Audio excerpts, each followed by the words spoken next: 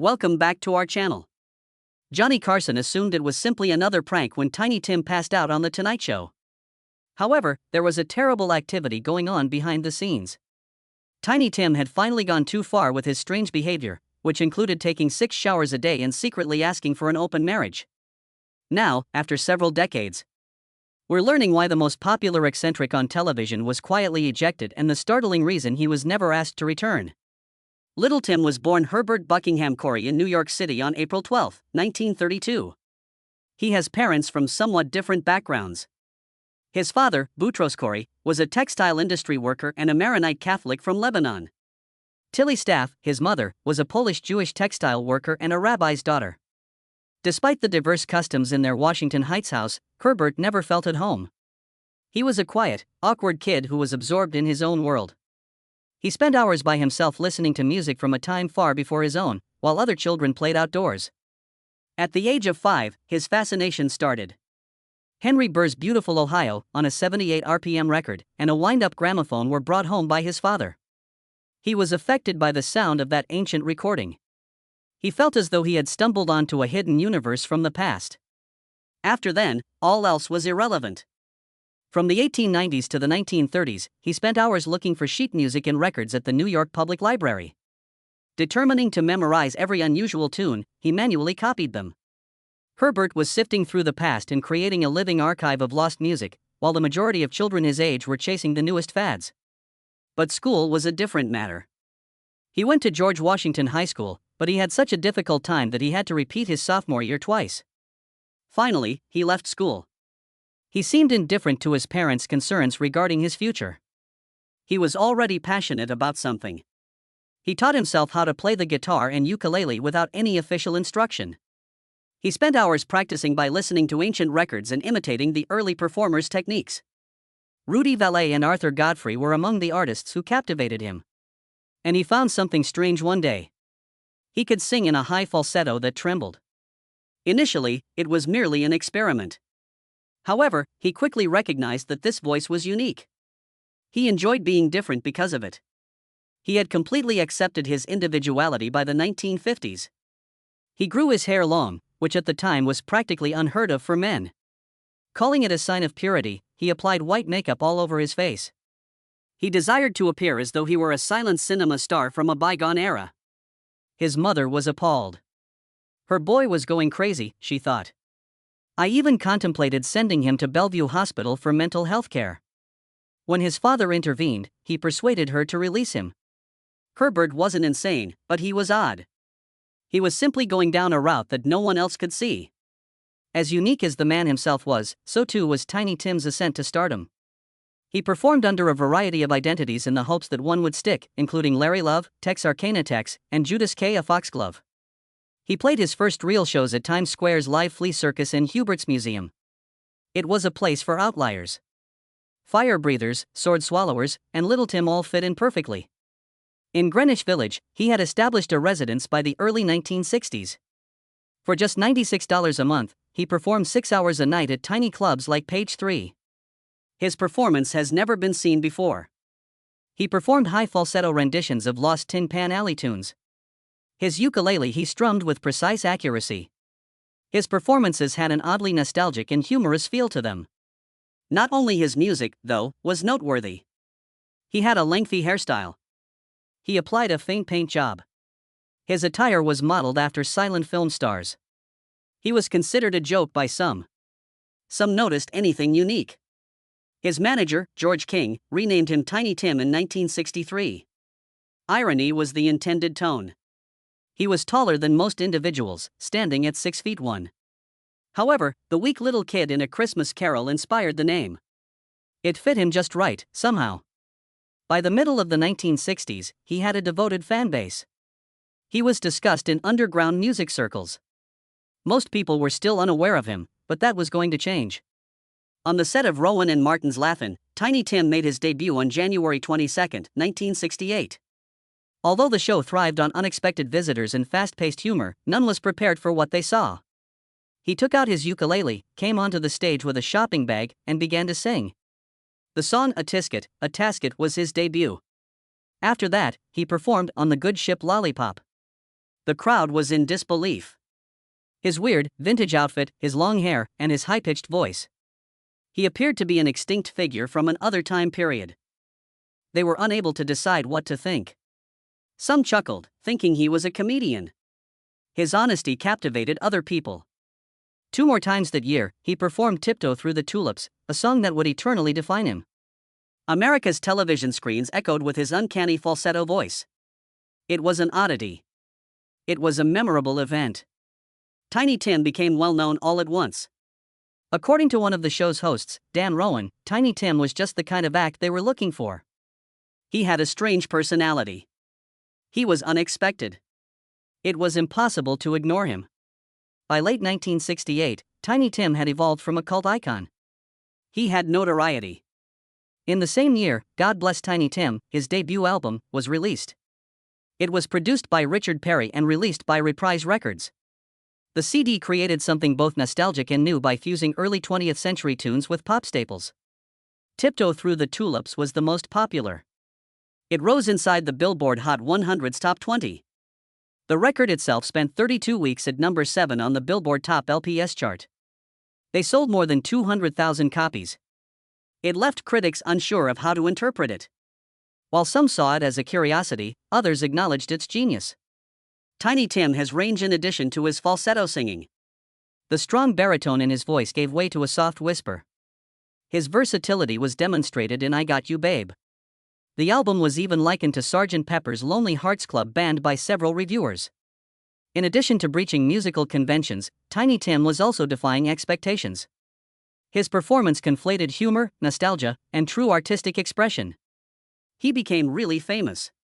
He appeared for the first time on Johnny Carson's Tonight Show on April 4, 1968. Tiptoe Through the Tulips, which entertained and perplexed Carson. But he was attracted by Tiny Tim for some reason. Tiny Tim has made over 20 appearances on the show and has grown to be one of Carson's favorite guests over the years. One of the biggest surprises in television history was Tiny Tim's engagement to 17-year-old Victoria May Bootinger, also known as Miss Vicky. Live on The Tonight Show, it took place. September 1969, starring Johnny Carson. At 37, Little Tim was already well known for his quirky demeanor and falsetto singing voice. The crowd was taken aback by his announcement. The way their relationship had started was just as noticeable as the age gap. 3 months prior, they had met at Philadelphia's Wanamaker department store. He had been approached by Miss Vicky to sign an autograph. Always attracted to classic romance, Little Tim fell in love instantly. He requested her parents' consent to marry her that summer. In addition to being a significant personal milestone, the engagement was a fantastic media stunt. Due to his eccentric charm, Tiny Tim had become a regular guest on The Tonight Show. Carson played along with the event, displaying a keen sense of theatrics. He joked that they ought to tie the knot on the show itself. The concept became a reality really soon. It was welcomed by Tiny Tim, who was always happy to amuse. Millions of people would watch the live broadcast of the wedding. The ceremony became a national sensation by the time it was held on December 17, 1969. There were 45 million viewers that evening. After the moon landing, it was the second most watched television program of the decade. 10,000 Holland-flown tulips were used to adorn the set. Tiptoe Through the Tulips, Tiny Tim's well-known song, is honored. Attending the wedding was Reverend William Glenn Eskridge. Among the vows were self-written commitments, one of which was that they would not be arrogant. To toast, they used milk instead of champagne. Plus honey.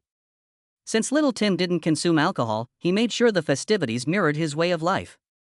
The wedding was unlike any other in its sheer size. For comparison's sake, barely 4 million people watched Kim Kardashian's 2011 wedding to Chris Humphries. Even Prince William and Kate Middleton's royal wedding only drew 23 million American watchers. It was an extraordinary wedding for Little Tim. It was more than a ceremony. It was a spectacle for television. Knowing the event would be a ratings powerhouse, NBC had paid for it all. There were issues behind the scenes, though. Because of Tiny Tim's strange ways, planning was challenging. He had an obsession with the little things. Producers were concerned about his potential for unpredictability during the live show. But all went well when the cameras started rolling. The final Nielsen rating for the program was an incredible 85%. In other words, The Tonight Show was broadcast on 85% of the televisions that were in use at the time. It had been a wise gamble. It appeared to the spectators to be a fairy tale. However, individuals close to the couple were aware of the fissures before the wedding even took place. Rumors of infidelity and disputes circulated. It was clear from Tiny Tim's diary writings that he was unsure of his own emotions. Whether he had been swept up in the excitement or if he really liked Miss Vicky, he was uncertain. In addition to greatly advancing his career, the wedding put a great deal of strain on his personal life. Following the ceremony, they appeared together on television a couple more times. They even made a comeback to The Tonight Show for an interview after the wedding. On camera, they looked content. As it turned out, their relationship was failing. Tiny Tim made a startling request to his new bride as they sat together in the car immediately following the ceremony. He desired a marriage that was open. It left Miss Vicky speechless. She recently married a man who freely expressed his strong Christian convictions and who had stated that he had saved himself for marriage. Just a few hours after their vows, he was now requesting the right to visit other women. The transformation was gradual. Commitment had been a problem for Tiny Tim even while he was engaged to Miss Vicky. He was on the verge of leaving her for another woman, Miss Iris.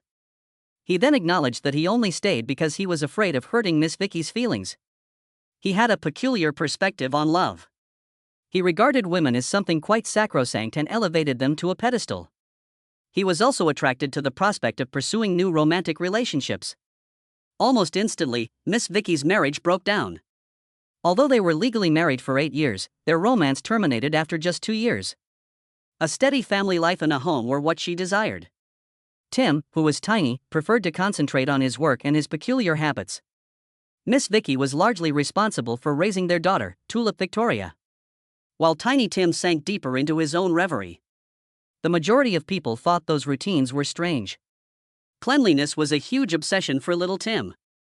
Using a combination of Crest, McLean's, and Gleam toothpaste brands, he brushed his teeth 4 times a day and took up to 6 showers. He only ever used disposable paper towels, never ordinary towels. He was disgusted with public restrooms. If he had to use one during a recording session, he would prefer to go miles to his parents' house rather than enter. He also has peculiar eating habits. He had rigorous routines and preferred to eat alone, avoiding social situations. Not to eat, but to arrange the food in a pretty presentation, he once ordered the entire hotel menu. His diet consisted of honey and fresh veggies. Whenever feasible. Health wasn't the only factor in their decisions. They belonged to a broader belief in spiritual and bodily cleanliness, according to Tiny Tim. He even had an odd way of thinking about relationships. First married to Miss Vicky in 1969, he later married Jan Elvise in 1984, and Susan Marie Gardner in 1995. However, he never stayed with his women for very long in any of his marriages. Miss Vicky's breakup was premature. She desired a secure existence. He liked to travel and be left alone. The same was true for Jan, his second wife. For more than 10 years, they were legally married, although they split up only 6 months after getting married. Despite living in the same city, his third wife, Susan, later disclosed that they lived apart even after they were married. Tiny Tim acknowledged having dating problems. Romance gave him a rush, but he lost interest as soon as the thrill subsided. Unlike other people, he insisted on sleeping in icy, frigid rooms without air conditioning or heat. Although he viewed love as a magical thing, he avoided it. Tiny Tim wants to establish himself as more than a gimmick, aside from that. He regarded himself as a serious musician and had a great affection for songs from the early 20th century. But that was not how the industry viewed him. After his debut, his label released 2 more albums. Tiny Tim's second album aimed to demonstrate his range by leaning towards a more somber tone. However, the same inflated performance that spectators had grown accustomed to was what they wanted. For All My Little Friends, his third album, was a compilation of music for young listeners. Sales were not aided by the Grammy nomination it received. His record company abandoned him by 1970. He no longer had a contract. The situation only worse without the support of a major label. Once praising his individuality, the same media now made fun of him. Sick and other satirical periodicals cruelly exaggerated his eccentricities. He was now being laughed at by those who had before applauded him. Even little Tim knew it. Even when he was at his best, he had acknowledged that he was made fun of in public. Now that his career was in ruins, the laughter was more intense than before. However, he was unwilling to vanish. The little Tim continued to perform anywhere he could. He traveled with a circus, played at unknown locations, and took on modest gigs. Despite his waning fame, his passion remained unwavering. He never ceased being himself, regardless of how the outside world perceived him. Martin Sharp, an Australian artist, then had a daring notion in January 1979. His goal was to have Tiny Tim break the record for the longest continuous professional singing marathon. Tiny Tim had long captivated Sharp's attention. He took him to Australia multiple times, produced his CDs, and painted his image repeatedly. Their cooperation peaked at this occasion. The show was held in Sydney's Luna Park. Tiny Tim sung continuously for more than 2 hours and 17 minutes. All of it was captured on camera by Sharp's team. The official record was set by the end. What should have been a straightforward accomplishment, however, became entangled with something far more bizarre. 7 people were killed 5 months later when a fire destroyed Luna Park. Sharp grew to believe that Tiny Tim's act was related to the fire. He also thought the fire wasn't a coincidence. He set to work on Street of Dreams, determined to show it was arson. Sharp never finished editing the movie, which was supposed to be a Tiny Tim biography and an inquiry into the Luna Park fire.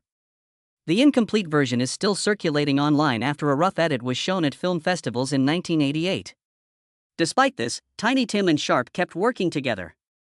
Sharp produced several of Tiny Tim's subsequent albums, such as Keeping My Troubles to Myself, Chameleon, and Rock.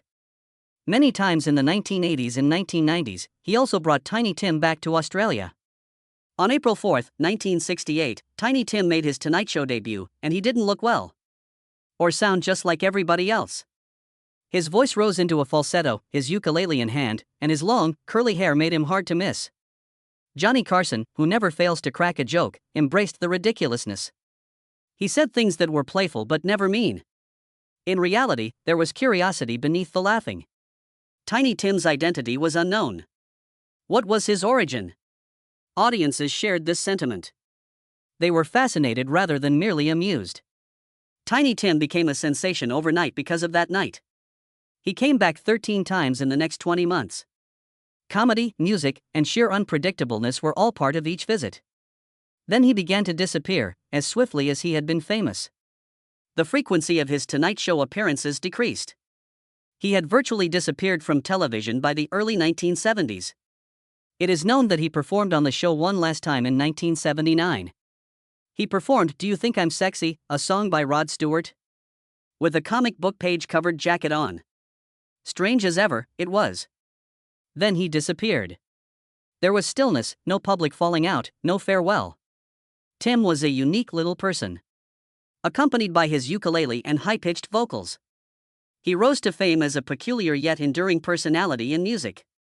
Behind the upbeat tunes and animated performances, however, his health was deteriorating. He had diabetes and congestive heart failure, both of which were dangerous diseases that continued to worsen. Doctors repeatedly advised him to cease performing. Despite their warning that his body couldn't handle the stress, Tiny Tim couldn't fathom living without music. Despite his weakness, he would not get off the stage. He arrived to a Massachusetts ukulele event on September 28, 1996. There weren't many people there, roughly 135 people. However, they were thrilled to see him. He was about to introduce the band when something went awry. He passed out. Face down, he fell onto the stage. There was a gasp from the audience. A few yelled encouragement. I hoped he would stand up again. He did not. After being taken to the hospital by paramedics, he recuperated for about 3 weeks. His physicians warned him clearly. There would be no survival if he continued to perform. His heart was frail. He had unmanaged diabetes. He was also having trouble with his diet. He must cease if he wishes to survive. Tiny Tim, however, would not hear it. He has been pursuing music all his life. He was unable to go now. He went to Minneapolis for a women's club benefit gala just 2 months later. He disclosed his poor health to his wife, Susan, before to the performance. Rest, she pleaded with him. No, he said. He was not going to disappoint anyone, a performer had a task to accomplish. He performed even though the majority of the crowd had already left by the time he took the stage. He sung 5 songs before concluding with his most well-known single. His body failed him once more while he sang. Midway through the song, he passed out. His spouse rushed over to assist him in returning to their table. He was unconscious, though. He did not awaken. Paramedics hurried him to the hospital after performing CPR. They could do nothing, though. Little Tim was declared deceased at 11:20 p.m. His passing was unsurprising yet devastating. He had spent years pushing himself to the edge. For him, music was everything, and he ultimately sacrificed his life for it. His performances, voice, and unshakable commitment made a lasting impression on the world. Tiny Tim reached the pinnacle of his popularity in 1968. He played at the Royal Albert Hall, which is renowned for playing host to some of the world's best musicians, that year. The whole performance was captured on tape. However, Reprise Records never put it out for some reason. For decades, the tape remained undiscovered until 2000, when Rhino Handmade eventually made it available to the general audience. Due to its restricted availability, the CD sold out very fast. Rhino republished it on their main label due to the great demand, allowing more people to hear a performance that had been hidden for more than 30 years. More lost tapes began to come to light. Collector's Choice published Rare Moments, I've Never Seen a Straight Banana. 1. Tiny Tim recorded an album in 1976 that included his tunes. These go all the way back to 1878 and were some of his particular favorites. Several of his own pieces were also featured on the album. Richard Barone, who had been close to Tiny Tim, was the producer.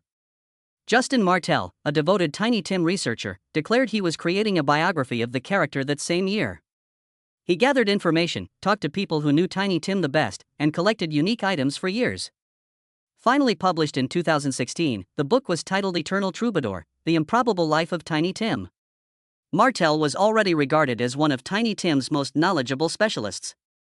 Even the liner notes for I've Never Seen a Straight Banana and Tiny Tim, Lost and Found, 1963 to 1974, Rare and Unpublished, a 2011 compilation album, were written by him. Tiny Tim continued to garner attention. Tiny Tim, Tiptoe Through a Lifetime, a second biography by Lowell Tarling, was published in 2013. Martin Sharp did the illustrations. In the same year, Ship to Shore, another uncommon recording, was discovered. Phonoco released a second volume as a follow-up to Lost and Found Volume 1. It featured a live rendition of Nobody Else Can Love Me Like My Old Tomato Can from 1974. They took a different approach rather than going with a conventional release. It was released as a limited edition wax cylinder. From the early days of recorded music, an outdated format. Then came more secret material. The 1974 demo album Tiny Tim's America was released by Ship to Shore Phonoco in 2016. Producer Richard Barone and Tiny Tim's cousin Eddie Rabin applied finishing touches to these tunes in 2015, which had never been finished before. It was seen as a spiritual sequel to I've Never Seen a Straight Banana and featured unique moments.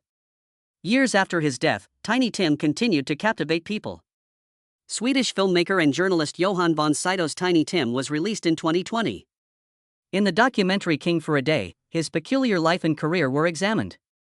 Lost concerts, publications, and new recordings preserved his narrative. Little Tim was more than just a musician. He left behind a musical legacy that is just waiting to be unearthed. He was an iconic figure. The well-known painting outside First Avenue, a storied Minneapolis nightclub, features Tiny Tim's name. Only those musicians who have sold out events or had a significant influence on the history of the venue are eligible for this honor. It's not merely ornamental. The musicians who helped to shape the city's culture are honored.